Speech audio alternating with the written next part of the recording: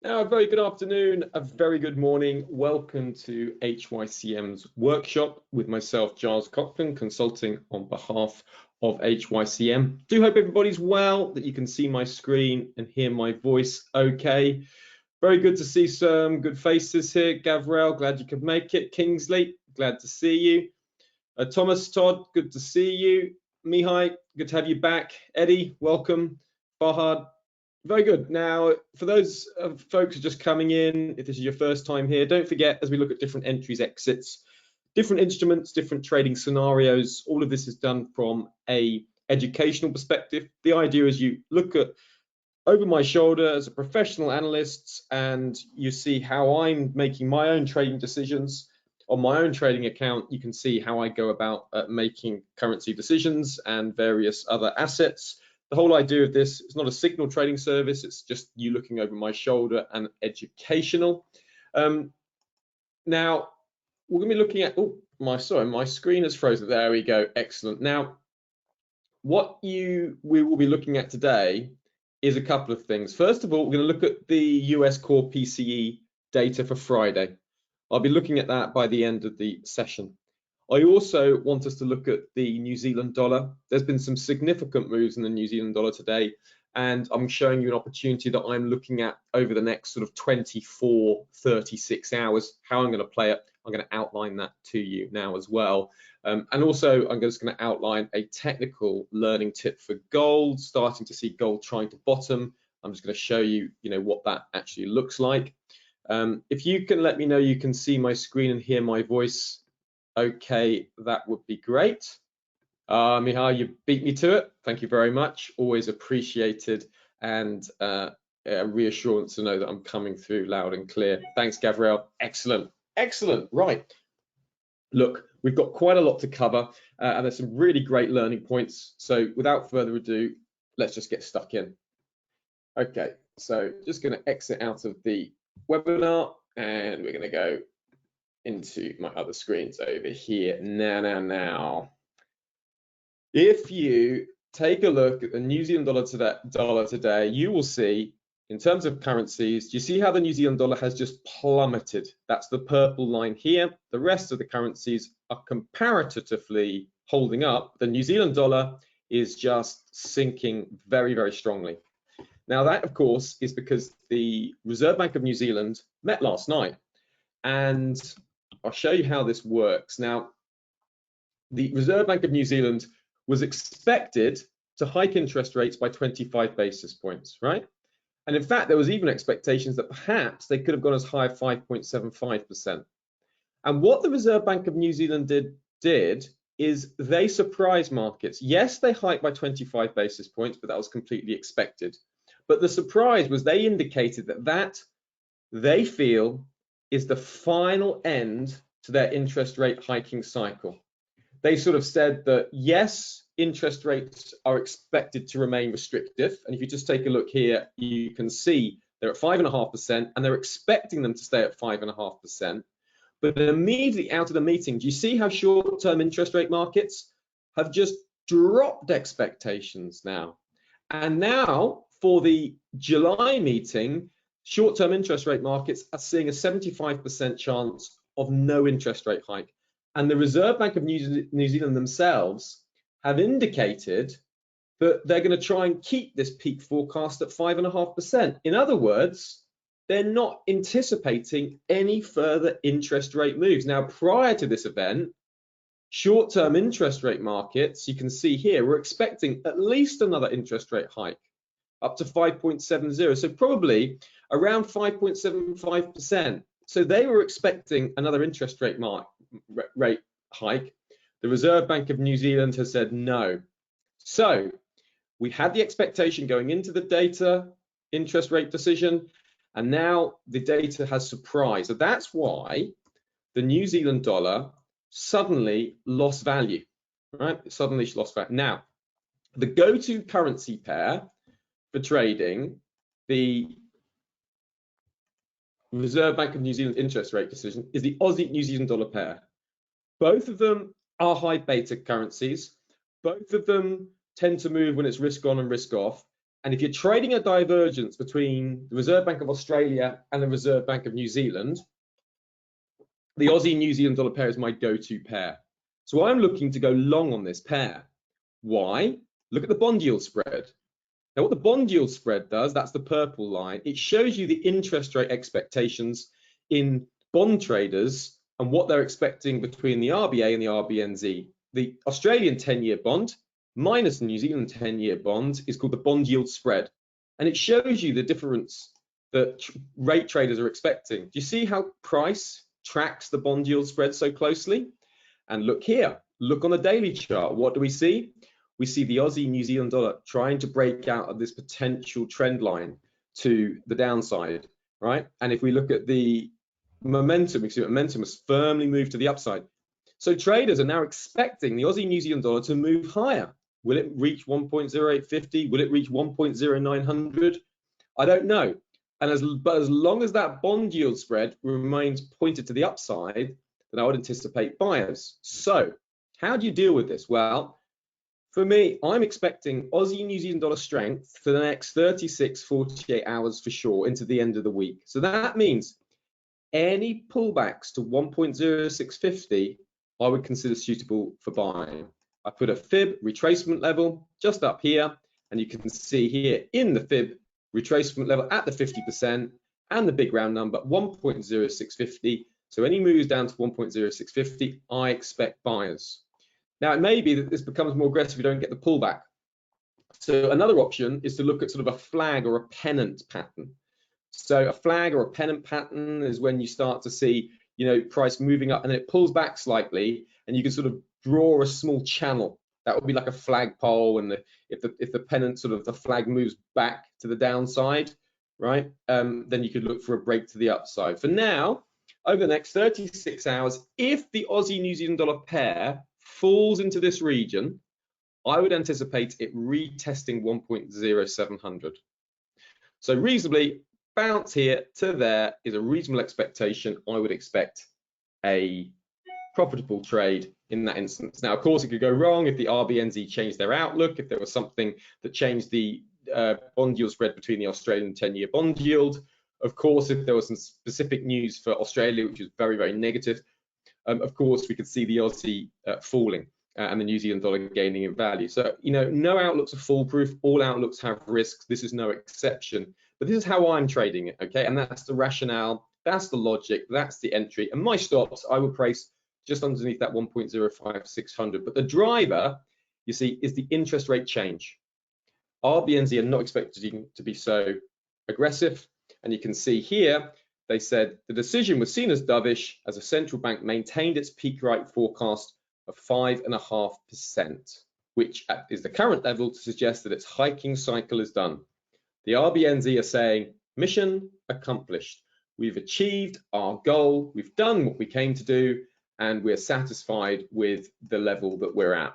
Okay, so that is what the RBNZ have done. Okay, so that is that. Okay, now, had UK inflation data out today. That was a short-term trading opportunity. Just notice the CPI and the PPI diverged. So the CPI came in quite hot, very hot, in fact. The core 6.8%, and headline 8.7%, and the month-on-month 1.2, and the month-on-month the core 1.3. So very hot, but the PPI was a bit lower. So a bit of a mixed print, and we saw a bit of choppy price action in the pound. I won't get into that now. I want to show you one last thing with the New Zealand core. Do you see how inflation is quite heavy for the New Zealand? Do you see a 7.3% is quite strong for the core. So watch inflation data going forward. If inflation, say this core rises to sort of 7.6% and starts moving higher again, then expectations will increase that the RBNZ needs to be more aggressive and hike interest rates. So you can see the New Zealand dollar start to gain in value again. So look at inflation data very carefully for the outlook between the RBA and the RBNZ. Great. That should all be very clear. Now I want to show you, as promised, something technical in gold. Gold is making some really interesting technical moves right now. I've been watching this over the last few days. Now, if you look at gold, this is gold on the daily chart. Now, if you look at this if you zoom out, you'll see there's a couple of support levels in gold. That first one I've got marked around the 1880, 1900 zone. That's obvious. I've also got another support level coming in just at these highs here around the 1960 region. Okay, just above the 100 exponential moving average. You can see here, old resistance is broken, becomes new support, support, moves back down to support. Gold prices are trying to bottom. Now look at this. This is a daily chart, by the way. Now look at this close up. What do you see? You see consolidating price action. This is a harami inside bar. Harami literally means pregnant in Japanese. So it's the mother candle is within the body. The mother candle here is within the body. The baby candle is within the body of the mother candle. That's what harami is. So you see that body is actually within the body of the prior candle. And then we have another harami inside bar because that body is within the body of that candle. So it's not an inside bar, this is a harami inside bar, which is different, which is the body is within the body of the previous candle. And what this shows you is consolidating price action. It often happens when markets are preparing to break out, they coil. Then yesterday we had a Hikaki pattern, and this is the false break of the inside bar. Now it's a minor Hikaki pattern. It's not a complete break of the inside bar. It's a false break to the downside, and now price is trying to move higher to the upside. We've moved up to this overhead resistance and price is just consolidating. But if you look at this on an intraday chart, you'll see what's happening very, very clearly. We're getting consolidating, coiling price action. This is wanting to break out. Now, I'll tell you the clues to whether this is breaking out. If this, on the daily candle, if the daily candle closes above the 23rd of May high, technically, it will want to bounce back off here and move higher, for looking to test that 2000 region. Okay, and that is that longer term trend line coming in across here. So price is wanting to move from here to there, break and close above that, and then it would look to move higher. We've got debt ceiling talks, we've got dollar gains, yields gaining.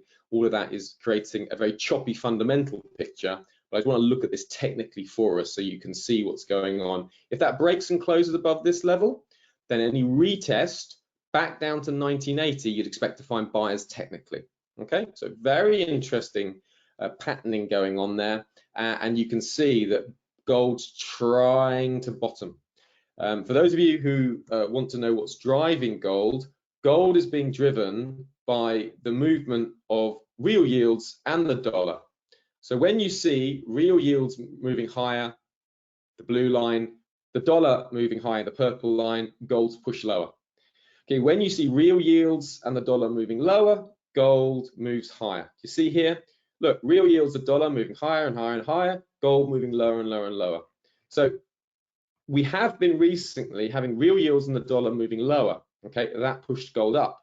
Now the dollar and real yields pushing higher on economic concerns, debt ceiling worries, bids into US 10-year treasuries being sold off, people not wanting to hold US debt because of the debt ceiling talks, yada yada yada. All of that is a natural headwind for gold. But if we start to see real yields falling and the dollar falling again, gold can just rocket higher and potentially make all-time highs. So keep your eye on real yields and the dollar. Wow, I told you we've got a lot to cover. We're getting through it. Now, the next point is US core PCE. Now, that is crucial. And that, if it wasn't for the debt ceiling talk, I'd be very excited about this data point. But the first point we have to make is the US core PCE. Now that's the Fed's preferred measure of inflation, and it has been since about 2012. We all know the Federal Reserve has been very clear in saying that they are committed to bringing down US inflation. They've got that 2% target. Inflation in the US is still exceptionally high. And if we just take a look here at the US, have a look at the headline inflation. It's been moving lower steadily, but it's still at 4.9%. The core inflation still at 5.5%, core stickier like many countries around the world. If we just compare the G20, see that US is pretty much in the middle of the pack, 5.5%. New Zealand, you know, was at that 7.6%, so very high. Euro area 5.8%, UK very high at 6.8%. So inflation in the UK very bad. US managing to do, you know, middling, and the inflation print on Friday will be key. This is the Fed's preferred measure of inflation. Now, the way you trade these is you look at the minimum and maximum expectations, looking at the red. Now, the year on year is expected to fall to 4.1 from 4.2. That's a dollar negative pressure. The year on year headline is expected to stay at 4.6% versus 4.6 prior, month on month 0.3, and the month on month normal index 0.2. Now, this is what I would want to see dollar weakness. And this, the instrument I would personally trade would be the dollar. You can either trade euro US dollar or gold. So in the instance where this comes in below 4.1 and the year on year comes in below 4, so that's 4.1 for the year on year, below minimum expectations, 0.1% or lower for the month on month, and below 4% for the headline, and 0.2% or lower for there. If that was the case, I would expect yields to fall, the dollar to fall, and gold to gain. So that for me would be a short-term opportunity to trade gold. The upside target would be that 2,000. If we get up to 2,000 by Friday, then I'll be looking at breaking back up into that range and back to that 2015, 2020 region. And if that's gone, then I'm looking up at those, you know, towards those 2040, 2050 regions. So at the moment, that's a great structure. Now, the reverse is also true as well. Say this came in very, very high. Say the year on year came in at 4.8%, and the year on year for the headline came in at 4.3%. This was 0.4%. This was 0.3%. Say that was the case, and it's all red across the board above market's maximum expectations. I expect that to be dollar positive. I'd expect yields to rise. Why? Because investors will think the Fed needs to do more. Inflation's worse than people were expecting. The Fed has to keep hiking interest rates, more interest rates, stronger yields, stronger dollar. So I'd expect the dollar to gain, and in that instance, I would expect euro US dollar selling. Okay, so a big miss, I'd expect gold upside. A big beat, in other words, the data very strong, I'd expect in the case of a very strong data print, dollar strength, so euro US dollar selling, or potentially pound US dollar selling. It depends. I think I'd stick with euro US dollar selling. I think it'll be more straightforward, particularly because we don't know what's going to be happening between now and Friday, right? So that at this stage of the week, this is what I'll be looking at. Now, I said it was tricky, and the tricky bit is we've got these US debt ceiling talks going on, and the debt ceiling talks means that the US equity markets are focusing very much on that rhetoric, what's going on with debt ceiling talks. There's a genuine worry about a default risk growing for the US. Mainly this debt ceiling talk is all political posturing. And for those of you who don't know what the debt ceiling talk, it's all about the maximum amount of debt that the US government can have. It's set at $3 trillion, and they want to increase that ceiling to allow for more spending, to allow for the promises and the services they're expecting to provide for the United States people. Now, they should increase the ceiling, but they have to vote on it, they have to agree to it. And it's becoming political, a punching bag scenario where the Democrats and the Republicans want to sort of blame each other. They want to try to negotiate different deals, and they want to push it as close as they can to the line. It's called, you know, brinksmanship. How nervous can they make each other? That game of sort of chicken, who's going to flinch first, who's going to cave in? And it's not a very, you know, good political situation, but it is mainly political. So that's why we've been seeing 10-year yields gaining, right? So do you see how the 10-year yields, they keep gaining and gaining and gaining? People have been selling bonds, selling bonds, selling bonds. Why? Because people are not wanting to hold US debt. Well, what happens if the US defaults? You know, that'd be disaster, right? Yes, Gav Rails puts it very much a big drama show. You've got it. So that's the scenario. But we have to be careful, because sometimes, you know, you can create a show and it can go, you know, it can go off in your face. So there is a potential risk still here, and that makes it very difficult trading this PCE print, because it's not going to market's focus. The market's focus is still the debt ceiling talk. So the way I will deal with that is that my trading would be very short term. So what I expect is a short-term reaction if we got a miss or a beat, as I outlined earlier, and then I would take profit quickly personally, because I don't want to be having open risk, you know, for a very short-term trade, at least, with those debt ceiling talks going on. Okay, so I hope that that's clear, but that's what I'm looking at for Friday. Now, don't forget, this Monday, I look at all the big events that are coming up, and I start to focus us in on what the key data points are, what the key events, economic calendar points I'm looking at. And on the Wednesday today, I outline, you know, how to go about how I'm personally looking at trading them. Remember, this is not trading advice, and because I have to, you know, leave this webinar, it's market conditions change, so you have to always have to do your own research, and obviously we're all trading our own capital, you have to make your own decisions. But I hope by looking over my shoulder, you're seeing how I'm going about making my own trading decisions and how I'm dealing with, like, you know, significant risks. And but these are the expectations that I'm expecting. One thing I would say with this piece, this inflation print, don't forget that consumer expectations, the final ones, are coming out later. Now, these are the final data point out, and you might miss this and think, oh, this isn't important. Some economists love this Michigan consumer expectations print because they see it as a more accurate portrayal of how the US consumer is doing. You know, businesses, they can, you know, make plans over 1 year, 2 years. They can, you know, maybe run a couple of years, you know, not so profitable, and they can make, you know, they can squeeze through difficulties. The consumers tend to be very, very responsive to a drop in income.